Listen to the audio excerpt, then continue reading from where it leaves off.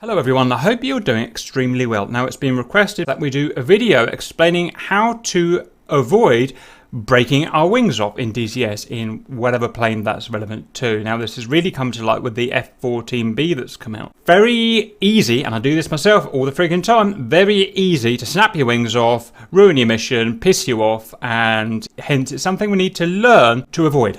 And it's not just the Tomcat, this is relevant to the Viggen, does something. So the Viggen breaks its wings off in speed, in acceleration, angular acceleration. The F-14 snaps them off in angular acceleration. The Spitfire, angular acceleration. The Mirage in linear speed. The Flanker, both of the Flankers, I think, in angular acceleration. And there may be more. SU-25 and SU-25T, linear speed, that snaps the wings off.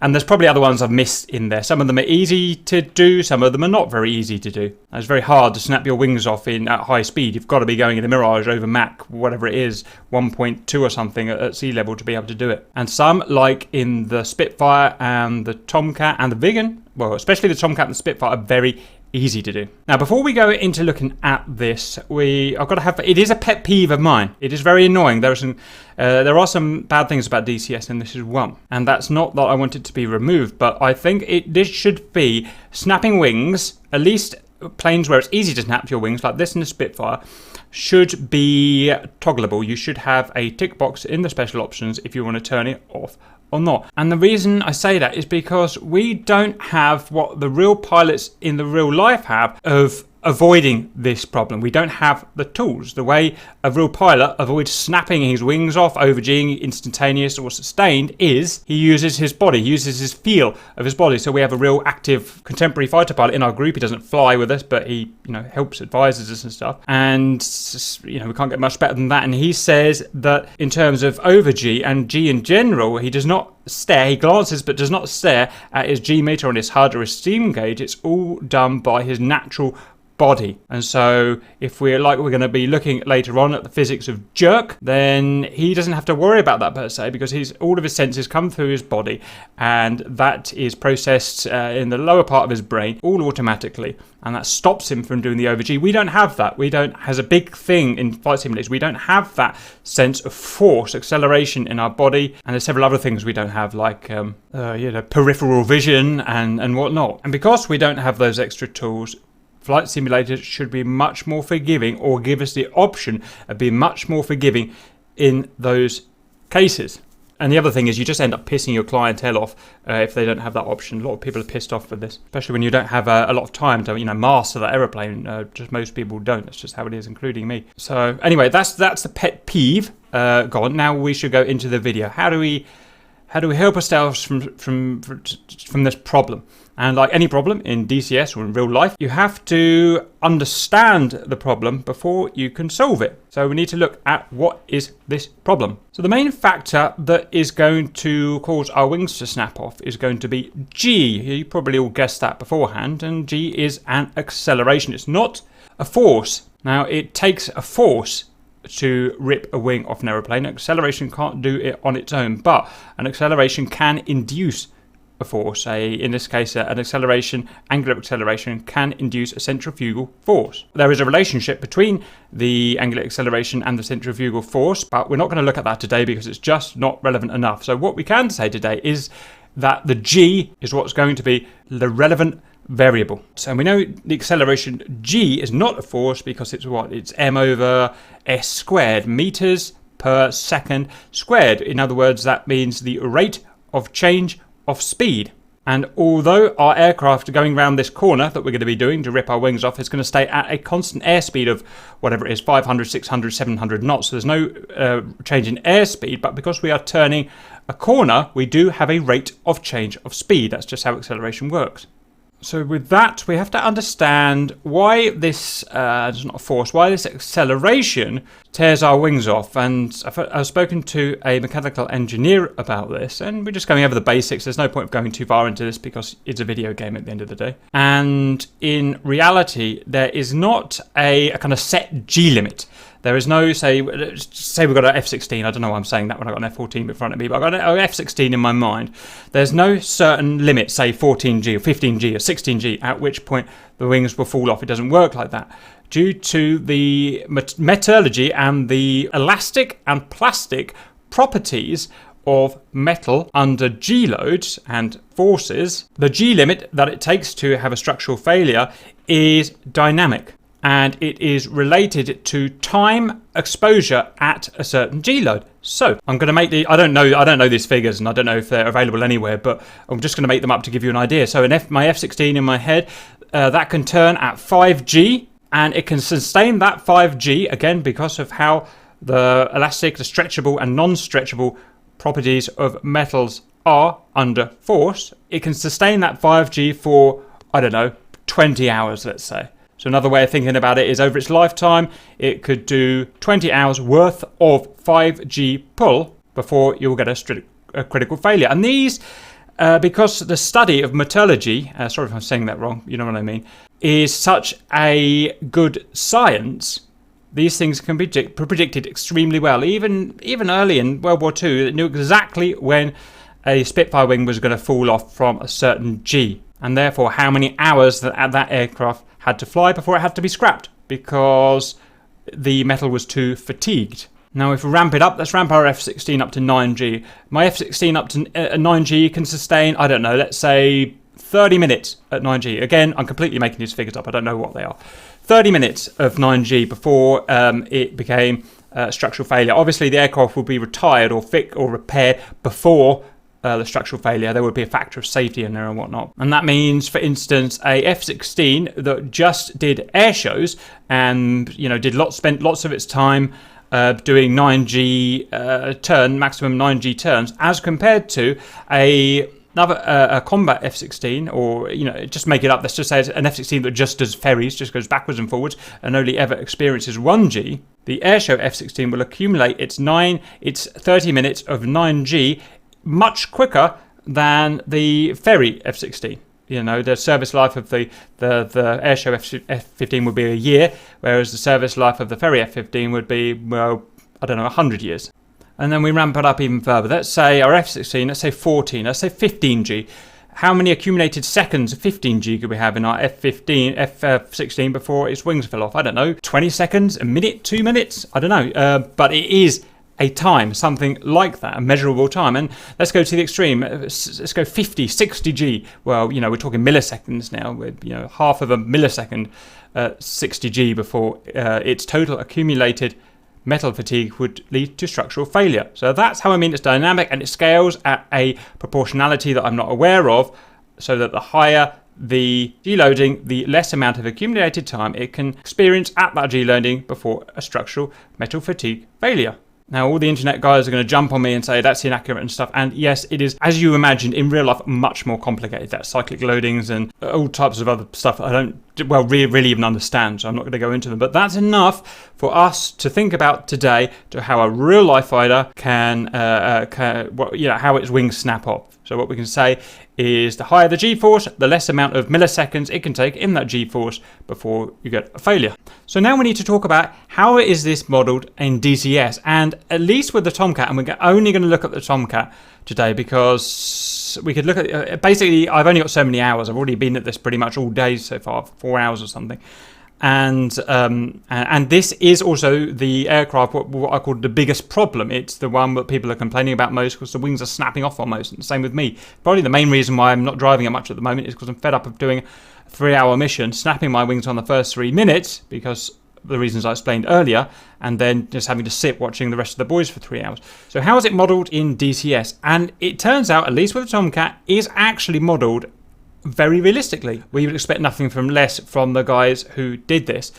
So maybe it's easy to say how it's not modelled. So how it's not modelled is that if we go past a certain G number here, that is not based on that. It's more complicated. It's based on what we were talking about earlier. It's a dynamic G loading fatigue simulation. So in DCS, in the F-14, it lets us spend so many milliseconds at 9G. It lets us spend so many milliseconds at 13G.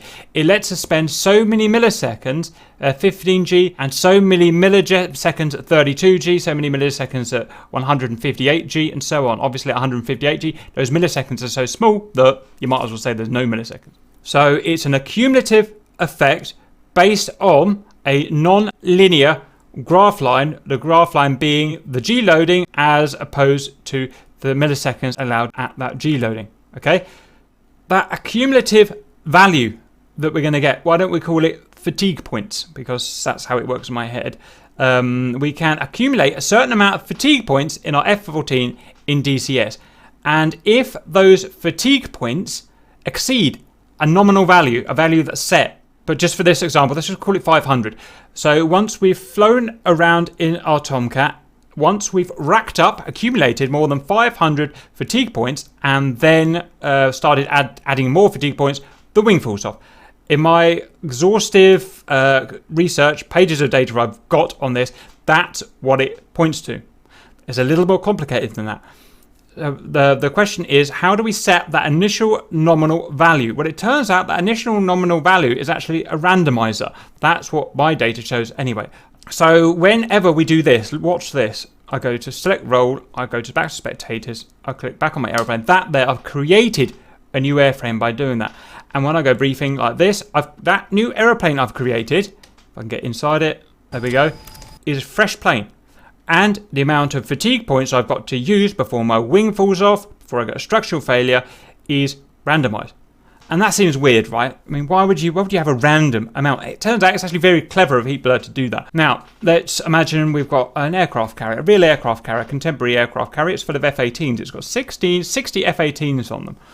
So because they're all the same plane made in the same factory, does that mean they've all got the real, the same amount of fatigue hours left in them? No, they haven't. Because one aeroplane has had a certain pilot flying it, he's pulled a certain amount of Gs for a certain amount of milliseconds. That's achieved a certain amount of fatigue on that airframe. We go next door to the next one. That's been a different pilot. It's done different things. It was built at different time. It's got different flight hours with a different amount of milliseconds, at different setting levels of G-force. It's had a different life to the other one. And being more or less of the same construction, and that's not quite true because of inherent metal differences, but for all intents and purposes it's the same because it's had a different life. It has a different fatigue value, and that's what they've done by randomizing. Every time you select a new plane in DCS with a Tomcat, they're simulating that you've got a new plane. It's got a different amount of fatigue hours on it, or fatigue points as we're going to call this for simplification. So this creates a real problem for us, because what is the point of this video? This point of the video is trying to teach you how not to break your wings off, and that's just been made almost impossible now because we have a random, unknowable, it can't be known unless someone hacks into the code or something, fatigue points of this aircraft. Now, I don't know what that is, and even if we did, we wouldn't really know how to measure the amount of fatigue we're racking up during our flight anyway. Now, the first thing to say is that to an extent, this doesn't really matter. You can do as much 9G as you want, as much 8G, as much 5G, as much G that you can work with, that the pilot can work with anyway, as you want. And you're never going to rack up, and by doing that, it takes hours. It will take hours of racking up fatigue points at those G levels to reach your fatigue limit that's set randomly when you choose the aeroplane. So that's almost irrelevant. But when we get into the higher Gs, the 11s, the 12s, the 13s, the 15s, the 16 or upwards, remember, it increases the amount of fatigue points you get per millisecond or per second at those higher levels, increases dramatically, maybe quadratically, I don't know. But as we're just trying to understand the problem at the moment, we're going to carry on with this. So what we need now is I need to prove this to you. So I need to pull some Gs, and I'll do it sustained. And when testing this, I thought the problem might be what caused the wing snap off. I thought the problem might be rate of change of acceleration, rate of change of G, otherwise known as jerk. But I've experimented thoroughly with jerk, and I can't get the pure physical term of jerk, the understanding of jerk, to actually be modelled in DCS. Maybe it'll turn out I'm wrong, but I don't think I am. I think it's modelled, like I'm saying, by a cumulative value based on the amount of time spent in a G. So what I'm going to do now is I've got a fresh airframe here. I don't know how many fatigue points it's got. We'll just have to try and find out. And I'm going to rack up by sustaining certain levels of G. I'm going to rack up the points until it exceeds the amount of points this particular airframe's got, and the wing will fall off. Okay, then I'll get another airframe, the randomized, with a completely randomized amount of fatigue points. I'm going to do the same, or as near as I can, at the same operation, and you'll find the wings will fall off at a completely different time after only 2 pulls instead of 3 pulls or 4 pulls or 5 pulls. And we can keep doing this all day, and each airframe is going to be different. It will rack up a different amount of Gs. So that's the best way I can think of explaining that. So why don't we just go and get on with it, shall we? I'm just thinking in my head as I'm talking, the way I'm going to do it, I think I'm going to sustain 11G until pass out, and then 12G till pass out, 13, 14, 50. We'll work up like that to make sure we don't take too long doing this. And we'll see the different airframes will take different amounts of loading that way. The amount of jerk I'm going to pretty much eliminate, because I've practiced this, and I can do it without a high change of acceleration now, rate of change of acceleration. So off we go. We're going to go to external view. We're going to go. The reason I'm going to play an external view is because I don't get that the blackout screen. It doesn't go black, so I can keep seeing the G. We need to get up to high speed. Now, the higher the speed, the easier it is to attain high G levels. Or another way of putting that is, the easier it is to black out. I need to do less movement with this, the elevator, to black out, and that makes means less stick movement for me, and it's just easier to control. Right, we're 700 knots, so we can get on with it. First thing we're going to do is sustain 11 Gs, and this may kill this airframe. I may not have enough fatigue points in this airframe. I don't know. We're just going to have to see. So.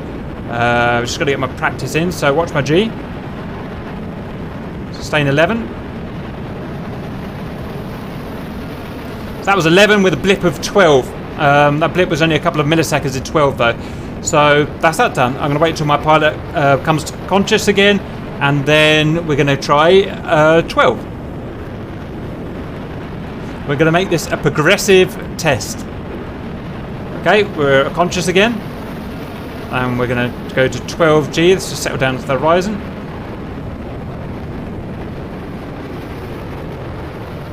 You can see how I'm managing the rate of change of acceleration there. So we had about 2 seconds at 12G, and a few milliseconds in 13.5G there. So what we can think of is we're accumulating that score. At some point we're going to exceed that score. The amount that we have in the bank, given at the creation of this aeroplane in DCS. Right, off we go again. We're going to try and maintain 13G this time.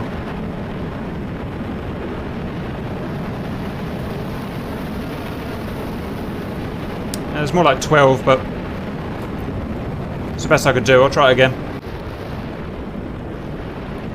Try 13 again. The higher the G loading gets, the harder it is to maintain. Hey! And we had failure after about a quarter of a second of 13. There was no instantaneous there. It was about 13.5. I could go in TAC view and look at this, and maybe we will at the end there. But I've done this so many times, I really don't need to. What I can say is that I've exceeded the cumulative fatigue that this aircraft can take in DCS World. Okay? Now what I'm going to do is grab a completely new airframe, and we're going to find that if it was the same, then I could do pretty much exactly the same thing, and it would break at exactly the same time. It won't. It'll be completely... it'll be a fresh airframe. I'll be able to... with a randomised amount of fatigue that it can take, and we'll find different. I mean, knowing my luck, it'll be exactly the same here, and by fluke we'll have the same amount, but probably won't. It might... This one might fail on the first 11G pull. 700, that'll do. Right, let's start with an 11 sustain.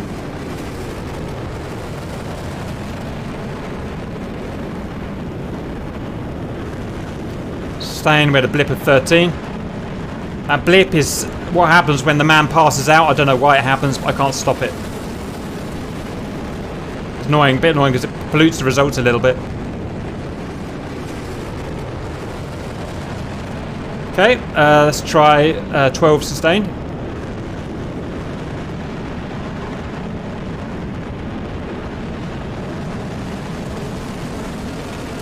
We're 12, we had blipped. I think I saw a flash of 14 there. Okay, we had another kind of high-end 12 blipping on 14, so we'll just repeat that.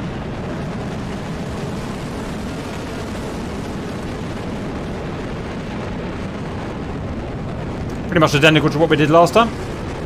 And then this was the one when we were trying properly for 13. Let's be careful not to crash here. If we crash, we'll ruin our result because each airframe is unique, remember.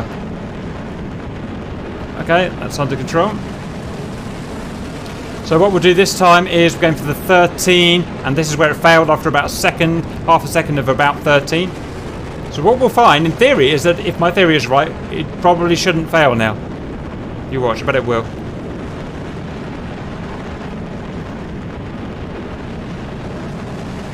Oh, and it did! Wow. How about that? So in this case, it failed exactly the same as the first test that I did. It's kind of annoying, so we're going to go and grab another plane. Okay, approaching 700 knots. Let's do the same. 11G sustain.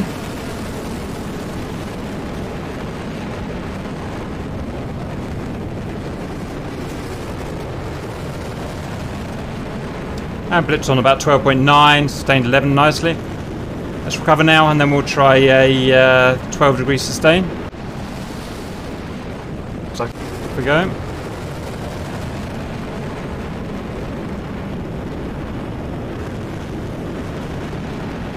Annoyingly, that was 11 again, but 12 degree.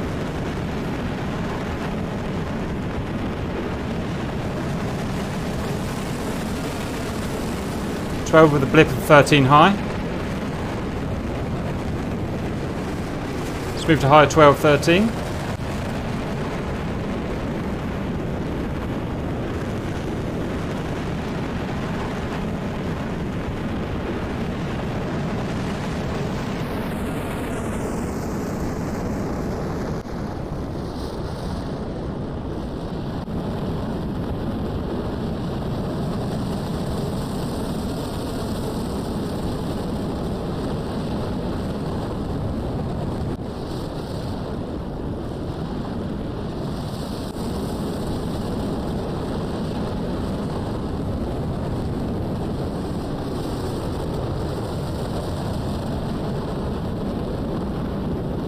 So this particular airframe, we've accumulating a bucket load of fatigue, and it just won't fail. See how many more cycles we can get.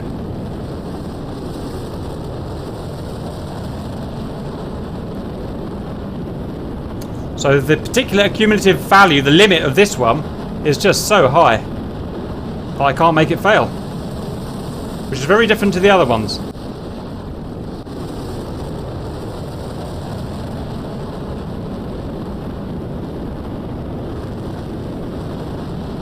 Ah, finally. So that one took about 50% more cumulative fatigue than the ones before it. So what we need to see now is one that fails after very little punishment, after very little fatigue. So let's see that. If my randomizer theory will be correct, so or provable. So I'm just going to grab another one and see if we can get one to fail after 1 or 2 cycles of the same. Now another reason I should put forward to why I know it's not a static G limit that we hit to snap the wings off is that I've snapped my wings off at 9G, at 10G, 11G, 13, 14, 15, upwards. All of those values I've managed to snap my wings at. So that's how the easy proof that it's an accumulative effect rather than a one-time single effect. Right, new bird here. Random amount of fatigue left in it. Let's just go.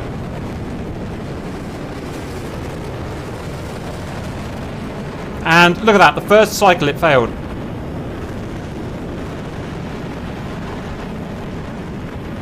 And I'm going to grab another one. So that had hardly any fatigue in it.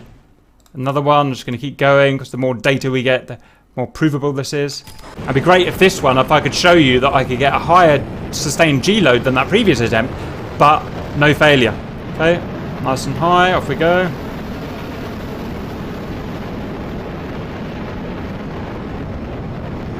See, sustained 13G. This particular airframe is going to go longer. It's going to take more battering and take more points, accumulative points for it to fail. Let's just do another. Let's see if I can get a second big run in this with this one. And it is random, so it's very hard for me to show you this scientifically, but it's the best I can do. There you go, another pretty much sustained 13G, and she's not failing. I may not survive this, hang on. I'm not going to survive it.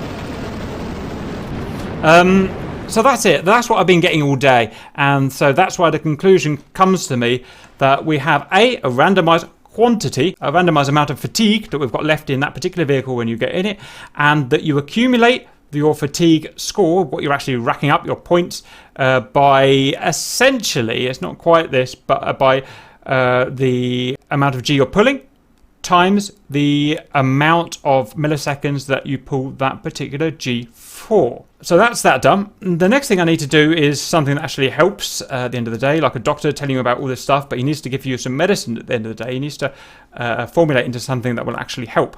And so my advice is this. Don't exceed 9G. I know that sounds really simple. I mean, it's not easy. I mean, like I said, I snap my wings off I know this stuff, and I snap my wings off all the time. But the advice is, in terms of basic maths and physics, don't exceed 9G. If you do that, then your wings still will eventually fall off, but you would have to play DCS with that single airframe for like 35 days before you accumulated enough points, fatigue points that way, to break whatever the quantity left on your plane is. You're only realistic, unless you're really, really unlucky, you're never ever going to accumulate enough fatigue points unless you're going into the 11s, 12s, 13s, 14s or higher. Or, you know, sorry, that's another good thing I can quickly show you. Watch this. It's just another bit of data I need to add. If I go really high, let me go to 50G, I'll show you that I'll accumulate all of those fatigue points in just, and this is, like I said, this is how it works in real life as well. It's not just in DCS it works like this. I'm going to accumulate all those fatigue points in just a fraction of a millisecond by pulling, you know, 50G or whatever I'm about to pull. Okay, watch this. 59G, and our wings snapped off straight away. It's because we accumulated all of those points, because G load times the amount of milliseconds that we were in there accumulated our score, our fatigue score so high that that's the thing. So we must avoid racking up enough fatigue to break our wings off. The way we do that, like I said, is to stay below 9G. Now let's go and fly the aeroplane again and actually see how we can actually do that. Well, we come back to our friend jerk. The jerk is rate of change of acceleration, rate of change of G, okay? And it's how quickly we go from no G, well, technically 1G like this, because, you know, Earth's 9.8 meters per second squared, but just pretend this is no G, and to some G like that. It's the rate in that it pulls. And some aircraft handle this, manage this well, like an F-15 manages it pretty well. F-18 manages it well. It has electronics behind the background to manage it, to make sure you don't get a high jerk. The F-14, although it does have stability management on, it's either crap or it's just bottled crap by heat blow. I don't know which way. It doesn't really matter, to be honest. It's just how it is. And it lets you do jerk. It lets you do jerk like that. And I just loaded about 25G for a couple of milliseconds there. And it's all about avoiding jerk. So we want to stay within our 9G. Now, how to do that is very difficult. In sustain, it's easy. Watch this. So I'm having no jerk here. I'm having a very low change in rate of acceleration. I'm going into this turn slowly. Yet my G limit, my G is high. You can tell that because I'm blacking out. Look, that means I'm doing 9G there. And it won't let me do any higher than 9G like this. The human body simply cannot take it. So that is safe. I could do that all day, and then, like I said, unless I've got a really unlucky airframe, I'm not going to break my wings up, okay? So that's sustain. That's easy. What is not as easy is to contain jerk. And the way to do it is, if I put my controls up there, is to... how am I going to explain this? Is to feed into the pull carefully. So what we'll do is we'll panic. An MiG-23 will be behind us, and we'll pull quickly like that. You see how quickly I pulled my joystick up like that, and that created jerk, which the flight control system of the aeroplane, the electronic brain in the background, can't contain. It can't contain itself. It can't correct it in time until the jerk has already happened and the acceleration's got too high and my wings have flown off. I've accumulated my fatigue points. So what we have to do is to be able to think ahead of that. I'm sure this is how real pilots would be trained, to feed carefully into the pull. So instead of pulling back fast, watch my joystick this time, and I'll be able to turn just as quick by doing this. You see? And there was no jerk there. There was a tiny bit of jerk, but very little jerk. Let's see if I can show that from the outside. Well, I've got my G... I just realised how slow I am. The annoying thing about this is that I can't show you where my joystick is, so you have to kind of... what you can do is look at the elevator there. That is more or less directly connected to my joystick. Not quite, but yeah, more or less. So when we turn, we've got to put the things together slowly. And that's really hard to do in a plane like this, because it feels like you need to put big movements like that in. So we want to avoid that. That's jerk. That's a high rate of change of acceleration. And that is adding to my fatigue score. Look at the G down the bottom there. I might even get in double figures. See, I've got 17 there. I'm adding to my fatigue score. And all I'm doing is doing tiny little turns. That is classic aircraft pitch jerk. So it's about training yourself to avoid doing that by smooth motion, smooth transition to create a small change of acceleration. Okay? That was a jerk. And it's really hard to do. I'm struggling to do it sitting here doing it. So don't, think that it's easy to do or anything. It takes a lot of practice. That there. Complete lack of change of acceleration. That's it. So at the end of that, I know that took a long time, but it's a complicated thing that needs investigating and explaining thoroughly to understand. So 2 points at the end of that. Just don't exceed 9G. You just don't need to. It's instantaneous or sustained. It's very easy to stay lower than 9G in sustain because you've got much control over your sustain. Your sustain is when your screen starts going black. You can just back off the stick. You also got to keep below 9G in terms of instantaneous, which is another way of saying the jerk. So when we do the jerk, we've also got to keep within instantaneous down here, 9G, during the change of rate of acceleration. So this bit here needs to be below 9G. We would not allow that jerk. See, I fucked up there. I went to 10G. I've added to my fatigue score. There I did it right. There I did it wrong. There I did it just right. It's extremely difficult to do, but it needs doing. Right, I've done everything. I've just said everything I want to do now. I've given you all the proof I hope that you'll need for that. Like I said, I don't know if it's the same with the other aircraft. I bet it probably is. It seems like a really good, realistic model to use, a good way of doing this. So to summarize yet again, don't exceed 9G instantaneous jerk or sustained, and you'll never rip your wings off unless you're 1 in a million unlucky. What other things could you guys want to ask? Probably, does it make a difference if the wings are stretched out or if they're back? The answer is it depends how they've modeled it in here. In reality, I think it probably would do. The reason is you have... got to be careful here.